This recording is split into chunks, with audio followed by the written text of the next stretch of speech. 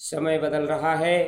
भगवान कहते हैं कि गीदड़ वेशधारी व्यक्ति समाज में बैठे हैं, अतः हे देवर्ष नारद, आप मेरे सहयोगी बनिए।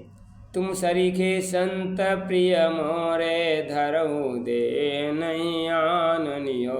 निराकार होने के कारण केवल प्रेरणा ही दे सकता हूँ। कोई कार्य करने के लिए वरिष्ठ आत्माओं को जागृत करना होगा, क्योंकि संयुक्त प्रयास हमेशा सफल होता है। एक गांव में आग लग गई, सभी आदमी सुरक्षित भाग गए।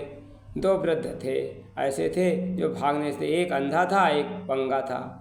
दोनों में एकता स्थापित। अंधे ने पंगे को कंधे पर बैठा लिया, पंगा रास्ता बताने लगा, अंधा तेजी से दौड़ने लगा, सकुशल बाहर हो गए। सहयोग से आदमी संकट से दूर कर सकता है। रामकृष्ण परमहंस तथा विवेकानंद, समदगुरु रामदास, शिवजी, श्री कृष्ण अर्जुन, राम, हनुमान, स्वामी विरजानंद, दयानंद ऐसे प्रयास उदाहरण हैं। और उन्होंने समाज के संकटों से वारा। भगवान की शक्ति जब भक्त को मिलती है तो शक्तिहीन होने पर भी शक्तिशाली बन जाता है। इस स्थान पर गुरुदेव संदेश देना चाहते हैं कि शिष्य और गुरु के प्रति समर्पित हो जाते हैं तो संसार उन्हें हमेशा याद करे। एक संत 10 शिष्यों को समेत सघन वन में रहते थे। एक रात उन्होंने एक विशेष साधना कराई। शिष्यों को पंक्तिबद्ध होकर ध्यान करने को कहा, बिठा दिया।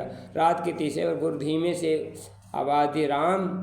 राम उठा। गुरु ने उसके चुपके से वो दुर्लभ सिद्ध प्रदान की। अब दूसरे की बारी है, पुकारा, श्याम।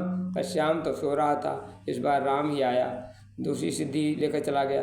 समर्पित शिष्य ही सब कुछ पा सकता है। गुरु कृपा से नरेंद्र विवेकानंद बनकर विश्व का भारतीय संस्कार संदेश साधारण व्यक्ति सा छत्रपति शिवाजी बन सकता है। सुग्रीव के पीछे भागने वाले हनुमान जी बजरंग बली बनकर समुद्र पा सकते हैं। मोहग्रस्त अर्जुन विजयी होता है। मूल शंकर जैसा बालक ऋषि दयानंद बनकर संसार को जागरण संदेश देता है। आप जागृत आत्माओं को सहयोग आगे कार्य करिए, गुरु के वचनों को पालन किए। स्वर का नाम सुन मधुर वचन श्री हरि के नारद ने कर जोड़ कहा, हे देव विवेक न मुझ में है, मुझको है इतना बोध कहा। अब तक सभी पुराणों में अवतार कथा ही आती है, प्रज्ञा पुराण की कथा ना तब कुछ समझ नहीं मम आती है। उन अवतारों की मधुर कथा सबको सम्मोहित करती है, सब तन्मय होकर सुनते आँखों से धारा झरती है। प्रज्ञा पुराण में हे भगवान अवतार कथा किसकी होगी, क्या रूप धरेंगे आप प्रभु, जग के चर्चा किसकी होगी। नाथ पाप के बोझ से धरती व्याकुलात, दूर करो संकट सभी पूर्ण करो ममकार। श्री हरि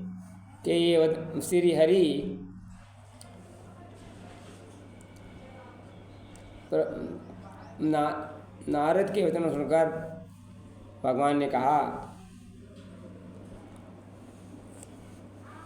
श्री हरि के मधुर वचन सुनकर देवर्षि नारद कहने लगे, प्रभु मैं सभी सहायता करूँगा, आप ही कुछ बताइए। आप युग व्यास के प्रज्ञा पुराण रचना करने के लिए कह रहे हैं, इस प्रज्ञा पुराण में किसकी कथा लिखवाऊँ। सभी पुराणों में भगवान का अवतारों कथा कही। प्रभु बोले, देवर्षि जब दशा में रावण का आतंक फैला था, कोई सोच भी नहीं सकता उसका विरोध प्रतिरोध किया सकता है। अनीत चरम पर पहुँची है हम राम के रूप में जन्म लेने की तैयारी करने लगे हैं। हमारी सहायता देवताओं को एकत्र कर ब्रह्मा जी भिन्न भिन्न रूप में जन्म लेकर अवतार कहा। ऋषि वानर गिद्ध जागृत वरिष्ठ आत्माओं के रूप में उभरे, शौर्य साहस परिचय देते हुए।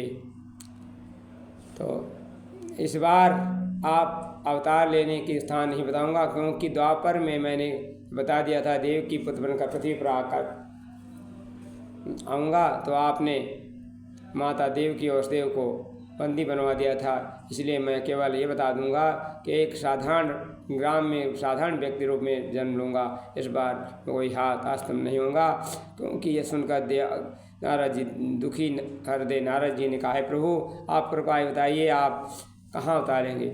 ऋषि की विनीत वाणी सुनकर करुणानिधि ने बात कही, जिस भांति जगत का हित हुआ ऋषि राज करूँगा कार्य वही। तुम समाधिस्थ हो जाओ, तुमको सबको समझाता हूँ। आयोजित जहाँ प्रज्ञा शत्रु मैं तुम्हें वहीं ले जात। जो कहाँ प्रज्ञ को समझाया उस पर ब्रह्म विद्या का सार कहो। फिर भी उसको हृदयंगम करके जन जन में उसका प्रचार, साधारण जन भी सुजन उसको नई दिशा पा जाएगा। उसमें स्वरूप को समझो, सभी को हर्षित हो जा। समाधि नारद वे हरि चरण धर ध्यान, परावाणी में दिव्य को प्रज्ञा क्या ज्ञान।